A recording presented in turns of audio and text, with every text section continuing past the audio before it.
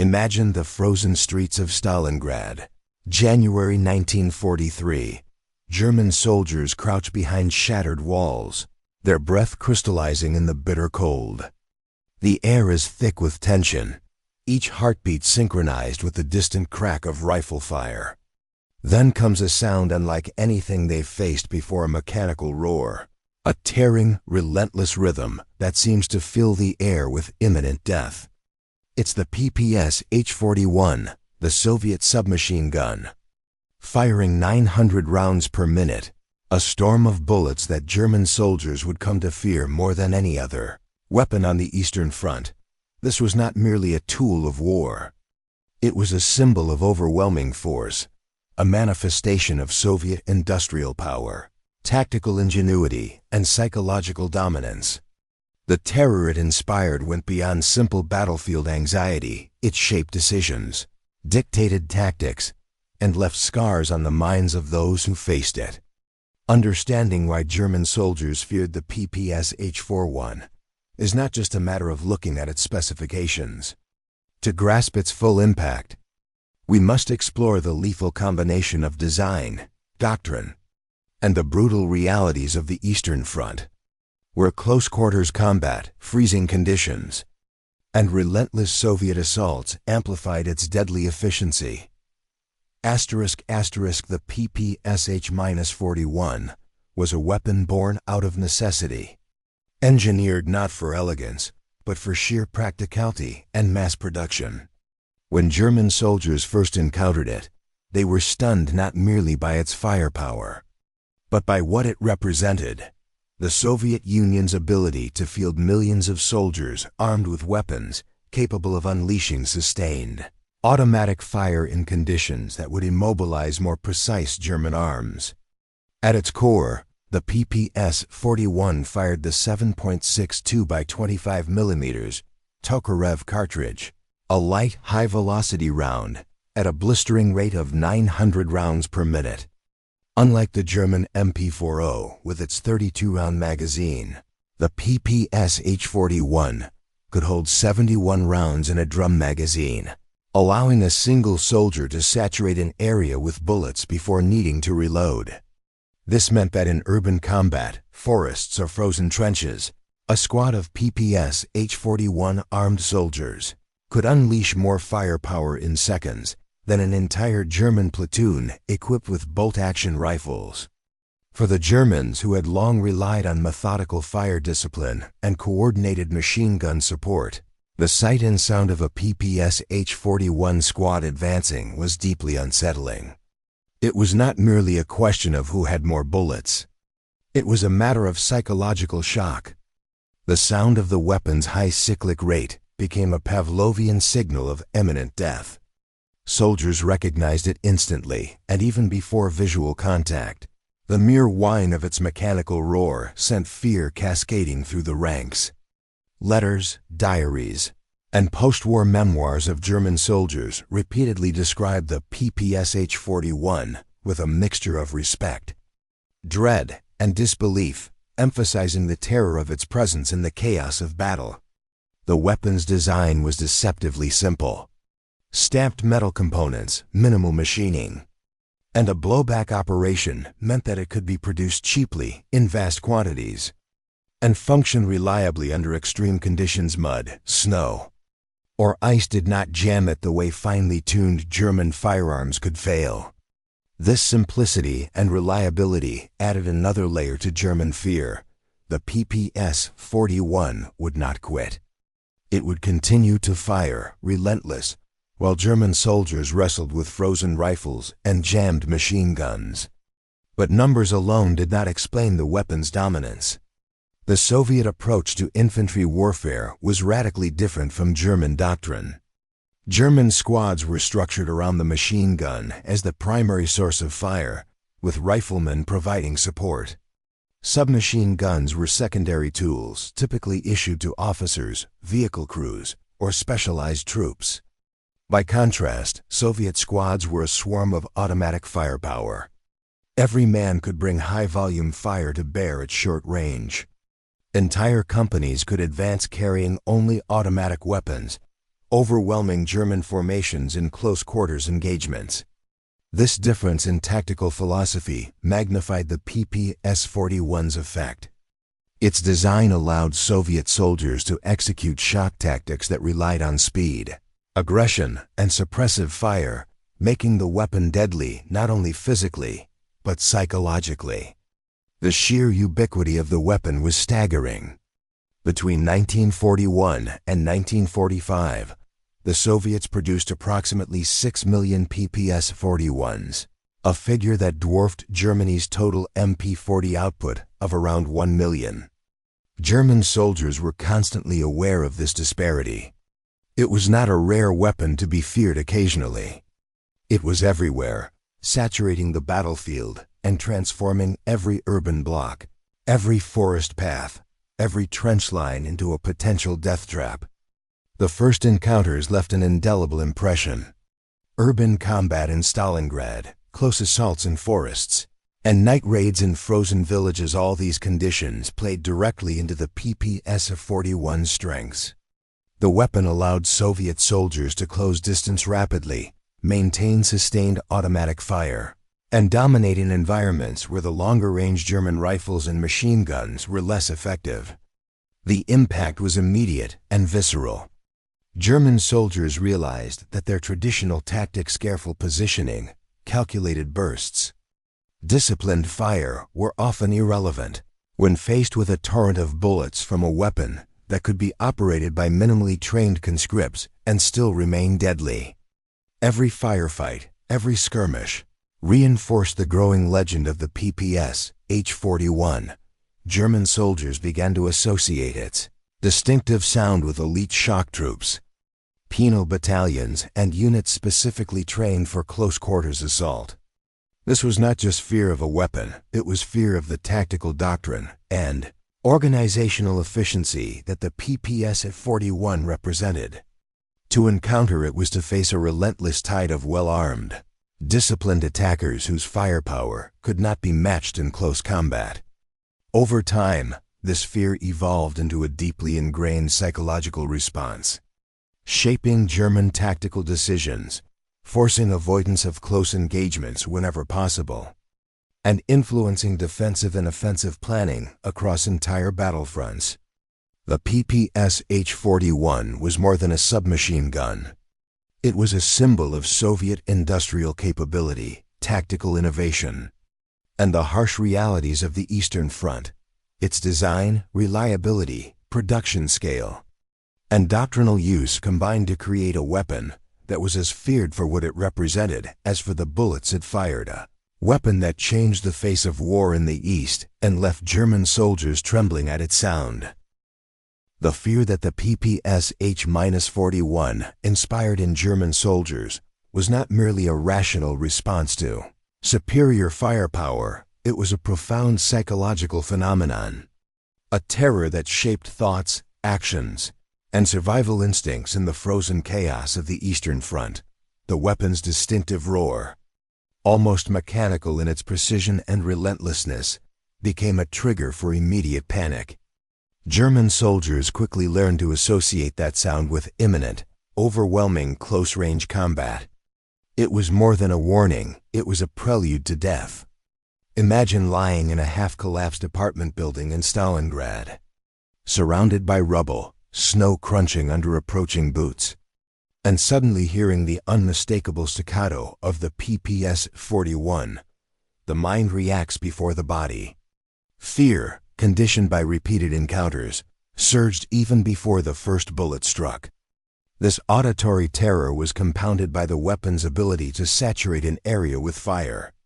A Soviet soldier could hold down a line or clear a room, spraying dozens of rounds in seconds from a 71-round drum. The Germans' bolt-action rifles, with methodical cycling and slower rates of fire, were helpless in comparison. Even the MP-40, a finely engineered submachine gun by German standards, could not compete. In short bursts, a PPSH-41 armed Soviet squad could unleash more bullets than an entire German squad could in minutes. The numerical disparity and rate of fire combined to create a terrifying imbalance. one that eroded morale before physical contact was even made. Letters and diaries from German soldiers recount this vividly. Time and again, veterans described the experience of night assaults. The darkness pierced by muzzle flashes, punctuated by the staccato roar of multiple PPSH-41s. The psychological impact was unmistakable. Fear, disorientation, and a sense of helplessness. Close combat, already the most dangerous environment on the battlefield, became exponentially more threatening under the barrage of Soviet automatic fire. This fear was amplified by the association between the weapon and elite Soviet units. Penal battalions, shock troops, and assault squads were routinely equipped with the PPSH-41. These units specialized in high-risk, high-casualty operations, particularly urban assaults, trench clearing, and forest engagements.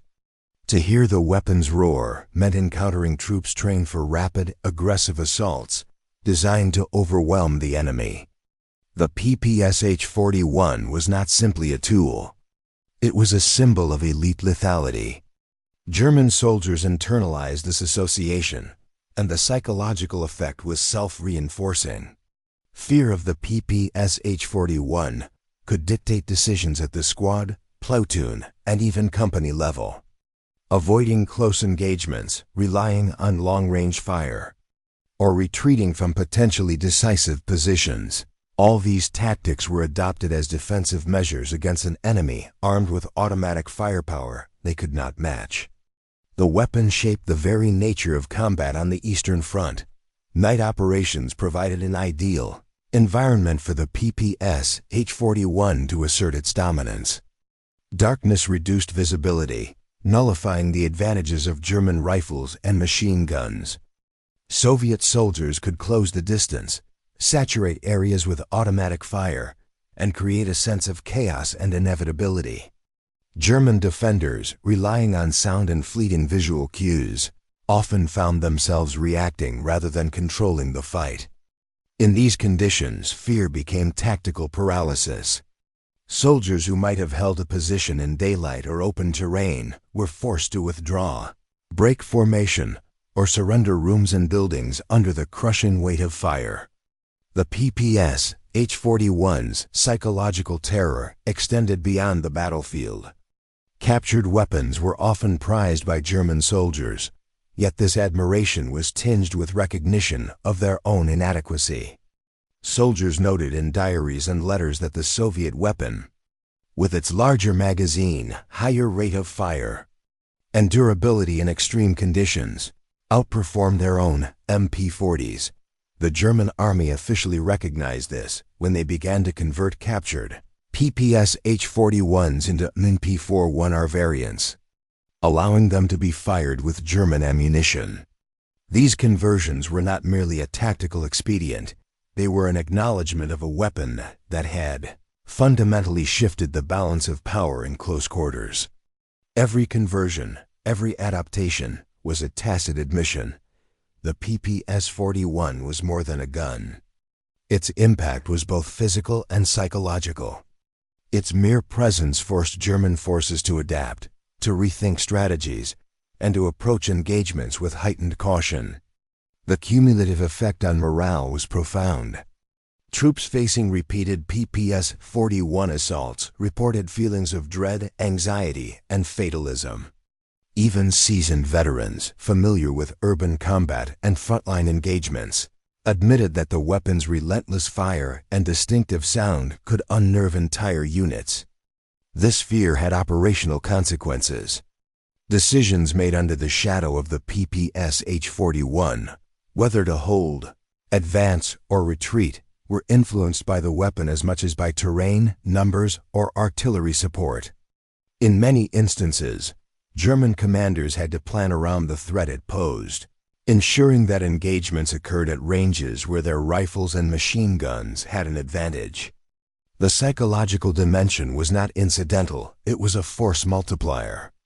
By terrorizing opponents, the PPSH-41 allowed relatively inexperienced Soviet conscripts to engage with confidence, execute aggressive tactics, and maintain momentum in assaults that might otherwise have faltered. The weapon's impact extended even further. Its reputation, magnified by rumors, propaganda, and battlefield storytelling, created a legend that transcended its physical capabilities. Stories of entire German squads being cut down by a single PPSH-41 operator circulated widely, feeding into an aura of near-mythical lethality. These narratives, whether entirely accurate or exaggerated, shaped perception and behavior, reinforcing the psychological edge the weapon provided. The PPSH-41 thus functioned on multiple levels, as a practical, deadly tool, as a symbol of Soviet industrial and tactical superiority, and as a psychological weapon that preyed on fear, uncertainty, and the limitations of human endurance. For German soldiers, every encounter was a confrontation with an enemy not just armed, but seemingly imbued with unstoppable firepower.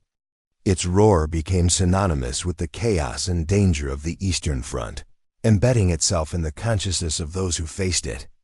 Understanding this terror is essential to grasping why the PPSH-41 was feared so profoundly. It was not merely a machine that fired bullets. It was a harbinger of chaos, a weapon that transformed the battlefield, dictated tactics, and manipulated the most primal human response: fear. On the Eastern Front, the PPSH-41 was not just feared because of its sound or rate of fire. It dominated the battlefield in ways that forced German soldiers to rethink their entire approach to combat. Close-quarters engagements became a nightmare for anyone opposing it. In Stalingrad, German infantry learned the hard way that houses, stairwells, and alleys were death traps when Soviet squads, armed with PPSH-41s, moved with terrifying speed and precision. Entire rooms could be swept clear in moments, soldiers pinned down or cut off by the sheer volume of fire. The weapon's massive drum magazine allowed prolonged suppressive fire, making retreat or counterattacks nearly impossible in tight urban terrain. Outside the cities, forests, villages, and trenches offered no sanctuary. German soldiers found that conventional tactics, taking cover, methodically aiming, coordinating fire, were rendered largely ineffective against a storm of automatic bullets. The PPSH-41 was especially effective in night operations. Darkness neutralized German advantages in marksmanship and coordination, while the Soviets used the weapon to close distances and dominate in close-range firefights. The eerie, mechanical chatter of the gun became a psychological weapon as much as a physical one, signaling the rapid approach of Soviet shock troops. Commanders had to adapt, often pulling back from strategically valuable positions to avoid the concentrated fire of PPSH-41 squads, even when their own forces were superior in numbers or firepower at longer ranges. The contrast between Soviet and German tactical doctrines was stark. German squads were organized around the MG-34 or MG-42, with riflemen providing support and submachine guns reserved for specialized troops. In theory, this created disciplined, precise units capable of controlled fire. In practice, against PPSH-41 squads, it meant that every German rifleman was vulnerable, every machine gun team a target for concentrated suppression. The Soviet approach, emphasizing mass distribution of automatic weapons and aggressive assault tactics, created a seemingly unstoppable force at close range. The impact of sheer numbers amplified the weapon's effect. Approximately 6 million PPSH-41s were produced during the war, a staggering figure that allowed almost every Soviet infantry unit to be equipped with automatic firepower. Entire companies could advance with nothing but submachine guns, saturating German defenses with bullets in a way that was impossible for German units to counter. In Stalingrad and other major battles, German officers noted that Soviet infantry often reached close quarters without significant losses. Sustained by overwhelming firepower from the PPSH-41, this forced German forces to rely more heavily on artillery, mortar, and coordinated counterattacks, as small arms fire alone was insufficient to repel the Soviet advance. The tactical advantage was compounded by the weapon's reliability. Unlike more delicately machined German firearms, the PPSH-41 continued functioning under extreme conditions, snow, ice, mud, and freezing temperatures, while German rifles and machine guns were prone to malfunctions. This meant that even in harsh winter conditions, Soviet soldiers could maintain a high rate of fire, pressing attacks relentlessly while German units struggled to keep their weapons operational. Field reports and personal accounts emphasized the frustration this created. The enemy seemed unstoppable, advancing with a mechanical inevitability that eroded morale and decision-making. The PPSH-41's effectiveness was further enhanced by its integration into specific assault tactics. Soviet infantry units, particularly shock battalions and penal units, were trained to exploit the weapon's strengths. Rapid, aggressive advances, coordinated with artillery or mortar support, allowed Soviet squads to close distances quickly and unleash devastating automatic fire at the moment of engagement. Rooms, trenches, and buildings that might have been defensible against rifles were effectively neutralized by sustained submachine gunfire. German soldiers faced a dilemma: attempt to hold positions at close range and risk annihilation, or withdraw and cede territory to an enemy armed with relentless firepower. The psychological consequences of these tactical realities were profound. German soldiers learned that encountering the PPSH-41 meant high casualties, chaotic fighting, and limited control over engagement outcomes. The weapon's presence forced leaders to rethink offensive and defensive operations, often prioritizing avoidance over confrontation. Its strategic influence was subtle but pervasive. On a larger scale, the PPSH-41 enabled Soviet units to maintain momentum during offensives, exploit breakthroughs, and press attacks that might have stalled without concentrated automatic firepower. German forces, constrained by doctrine and equipment, were frequently forced into reactive positions, responding to threats rather than dictating the pace of battle. The weapon's ubiquity and reliability meant that it shaped the very character of combat on the Eastern Front. Every encounter reinforced its legend. Soldiers discussed its firepower, its relentless rhythm, and its uncanny ability to function in conditions that would disable German weapons. The cumulative effect of these encounters was a deeply ingrained fear, a respect that bordered on awe. Even when the PPSH-41's actual effectiveness was not extreme in isolation, its combination with Soviet doctrine, numbers, and environmental adaptability created a tactical dominance that German soldiers could not easily overcome. Field reports repeatedly noted that units armed with the weapon achieved better casualty ratios, cleared positions more effectively, and sustained attacks with less reliance on supporting arms than their German counterparts. The PPSH-41 was a force multiplier, its firepower magnified by tactics, numbers, and psychological impact. Its roar became synonymous with aggressive, unstoppable assault. German soldiers adapted where they could, shifting tactics, reinforcing positions, and attempting to get longer ranges. Yet, even these adaptations could not negate the fundamental imbalance at close quarters. The weapon's design philosophy simple, mass-produced, reliable, and devastating in short-range combat, was perfectly suited to the conditions and doctrine of the Eastern Front. Urban ruins, forests, trenches, and night operations became the stage upon which the PPSH-41 asserted its dominance.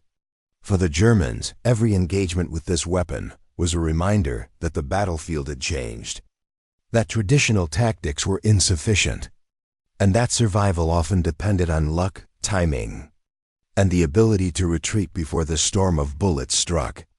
In this way, the PPSH-41 was more than a gun. It was a tactical game-changer, a tool that forced enemies to confront the limits of their strategy, training, and courage. Its presence redefined engagements, dictated decisions, and solidified its place as one of the most feared weapons German soldiers would face in World War II. Asterisk.